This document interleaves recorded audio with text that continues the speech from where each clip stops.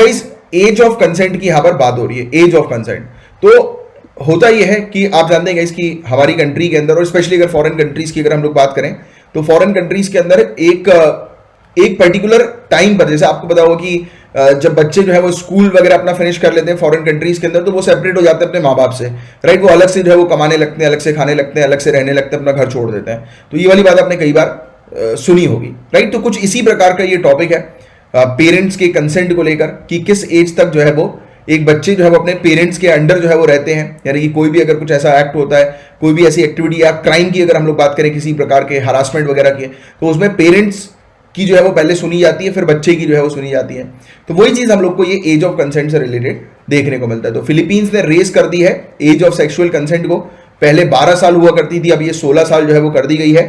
ये लॉ जो है गाइस ये जेंडर न्यूट्रल है, मतलब कि दोनों पर ही, मेल और फीमेल दोनों पर ही अप्लाई होगा, मेल और फीमेल बच्चे पर ही अप्लाई होगा।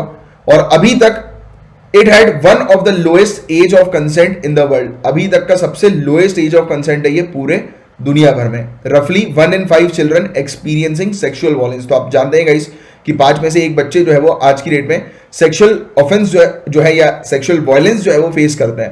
तो ये एक फैक्चुअल इंफॉर्मेशन है। 1 in 5 children experience sexual violence. तो ये चीज आप जो है वो लिख लीजिए, कहीं पर मेंस में आप इसका उपयोग करना। लगभग हर 5 में से एक बच्चे को यौन हिंसा का सामना करना पड़ता है, राइट। एक फैक्ट है आपके मेंस के लिए। इसके अलावा ये एज ऑफ कंसेंट है क्या, तो इंडिया के अंदर आपको पता होगा इस पॉस्को के बारे में, protection of children from sexual offence act 2012। इसने डिफाइन किया है कि बच्चा जो होगा वो कौन होगा, जिसकी उम्र 18 साल से कम की होगी।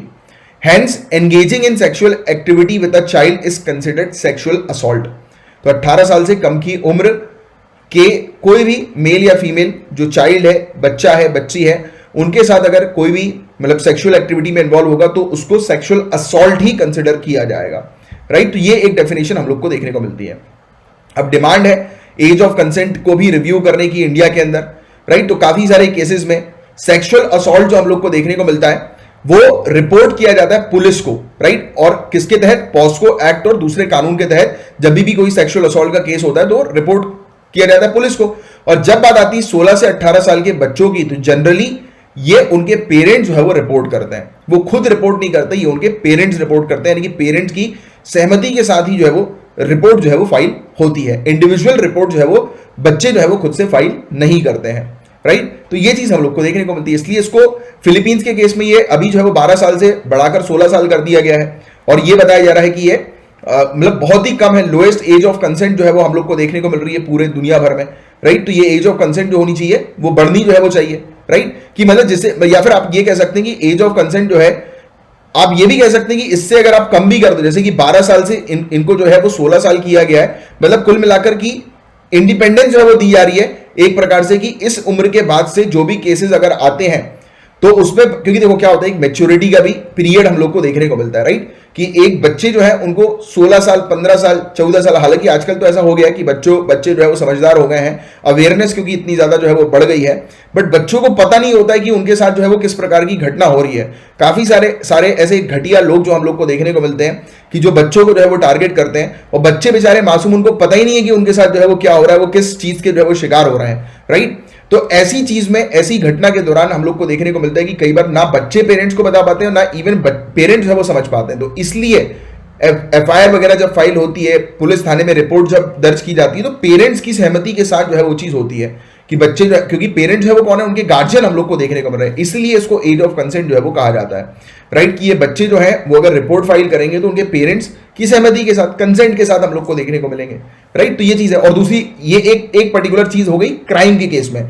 दूसरी पर्टिकुलर चीज जो हम लोग को देखने को मिलती है कि आप इस उम्र पर आते आते आप इतने मैच्योर हो गए हो कि you are giving consent to someone, कि मतलब आप मैच्योर हो कि आप भी जो है वो इन्वॉल्व हो सेक्सुअल एक्ट में, सेक्सुअल एक्टिविटी में। तो वो कंसेंट, वो सहमति वाली चीज हम लोग को देखने को मिलती है, क्योंकि पूरा जो खेल है वो मैच्योरिटी का। और आप जानते हैं कि इसके आज की डेट में अवेयरनेस के कारण मैच्योरिटी जो है वो काफी ज्यादा इंक्रीज हो गई है, बढ़ गई है। तो इसलिए ये एज ऑफ कंसेंट को भी मेरे हिसाब से तो कहा जाए तो इसको जो है वो, और जैसे इंडिया के अंदर 18 साल से कम की उम्र का जो है वो बताया जा रहा है, तो इससे और जो है वो कम करना चाहिए, 16 ईयर्स तक जो है वो लेकर जाना चाहिए, राइट। बट वो डिपेंड करेगा केस टू केस में, क्योंकि कई केसेस में इवन आज भी हम लोग देखते हैं कि 18 साल 19 साल तक के लोग भी उतने मैच्योर नहीं होते, उनके साथ भी जो है वो डिपेंड करता है केस टू केस में, कि उनके साथ भी अगर जो एक्टिविटी होती है तो उनको खुद ही को पता नहीं लगता, फिर कुछ समय बाद जो है वो ये चीज जो है वो उनको क्लियर होती है कि अरे यार उनके साथ जो है वो किस तरह की घटना हो गई।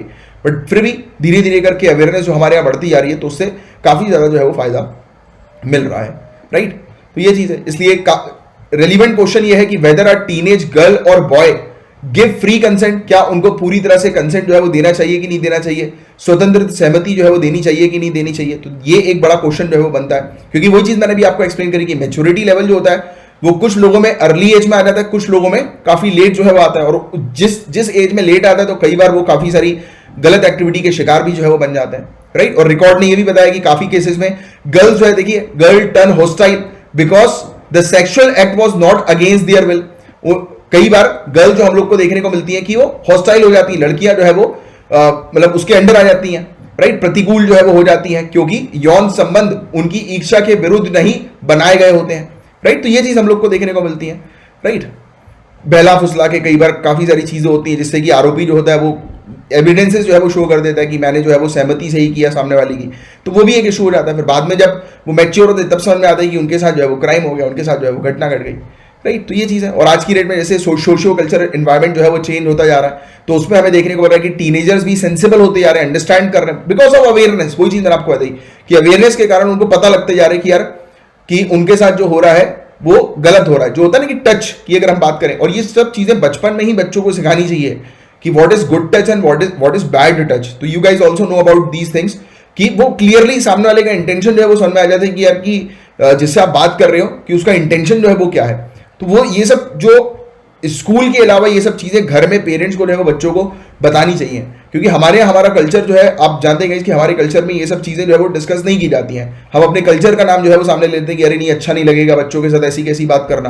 बट आज की डेट में जिस प्रकार से क्राइम रेट्स बढ़ते जा रहे हैं, ये बात करना बहुत ज्यादा जरूरी है, ना ही सिर्फ गर्ल से बल्कि बॉय से भी, बॉय चाइल्ड से भी, कि जिससे कि वो अपनी लिमिट्स को जो है वो क्रॉस ना करे, वो अपने दायरे में ही जो है वो रहे, राइट। और गर्ल से भी कि गर्ल जहां पर भी अगर बैड टच जो है वो फील करती है तो तुरंत जो है वो कंप्लेन करे, तुरंत अपनी फैमिली में बताए, घर में बताए। कई बार क्या होता है कि वो मेंटली हरास होने लगती हैं, वो किसी से शेयर नहीं करती, वो सोचती है कि ये क्या हो रहा है मेरे साथ, और मेंटली हरास हो जाती हैं। एंड वो उनको ना ही सिर्फ फिजिकली हार्म करता है बल्कि मेंटली भी हार्म करता है, और ऐसा जो हार्म होता है वो उनके लिए ट्रॉमा बन जाता है, जो कि उनकी रेस्ट ऑफ द लाइफ उनको डर में रखता है, उनको खौफ में रखता है। तो ये सब चीजें हमें अपनी कंट्री के अंदर से जो है वो हटानी है, खत्म करनी है, राइट। तो ये चीजें गाइस, जिसके बारे में एक आपको अंडरस्टैंडिंग होनी चाहिए, जानकारी होनी चाहिए। काफी अच्छा आर्टिकल था, राइट। और इसमें मैं तो चाहूंगा जब आप मेंस में लिखेंगे तो आप ये जरूर मेंशन करिए कि टीचिंग की, सेक्सुअल टीचिंग जो है वो देनी चाहिए स्कूल्स में, और पेरेंट्स को जो है वो अपने बच्चों को जो है वो प्रोवाइड करानी चाहिए सेक्स एजुकेशन, या टच स्पेशली कि गुड टच क्या है, बैड टच क्या है, उसकी इंफॉर्मेशन देनी चाहिए, राइट। क्योंकि क्लियर अंडरस्टैंड मतलब समझ में तो आ जाता है, बच्चों को भी क्लियर होता है, बट वो समझ नहीं पाते उतना कि यार ये है क्या, ये हुआ क्या, राइट। तो दिस इज द थिंग।